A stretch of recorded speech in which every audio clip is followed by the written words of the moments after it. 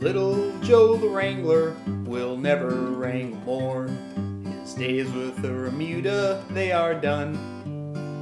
'Twas a year ago last April, he joined the outfit here, a little Texas stray and all alone. 'Twas long late in the evening, he rode up to the herd, on a little old brown pony he called Chow. With his brogan shoes and overalls, a harder looking kid he never in our life had seen before.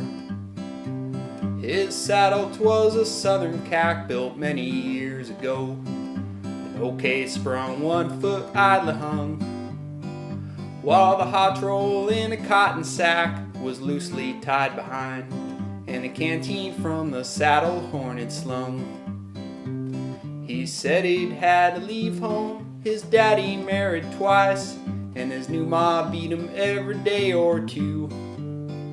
So he saddled up old Chow one night and lit a shuck this way, thought he'd try and paddle now his own canoe.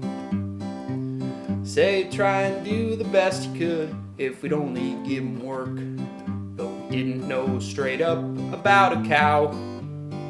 So the boss he cut him out a mount and kinder put him on, for he sorta liked that little stray somehow.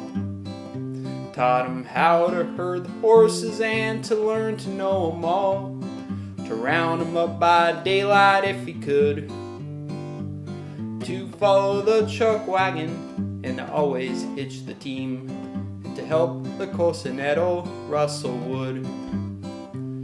We'd driven to Red River and the weather had been fine. We were camped down on the south side in a bend, when a norther commenced blowing and we all double up our guards, for it took all hands to hold the cattle in. Little Joe the Wrangler was called out with the rest, and scarcely had the kid got to the herd, when the cattle they stampeded, like a hailstorm long they flew, and all of us were riding for the lead. Between the streaks of lightning we could see that horse far out ahead. 'Twas little Joe the Wrangler in the lead. He was riding old Blue Rocket with a slicker above his head, trying to check the leaders in their speed.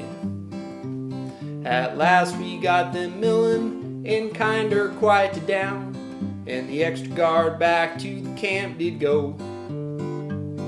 But one of them was missing, and we all knew at the glance 'twas our little Texas stray, poor Wrangler Joe. Next morning just at sunup we found where Rocket fell, down in a washout 20 feet below.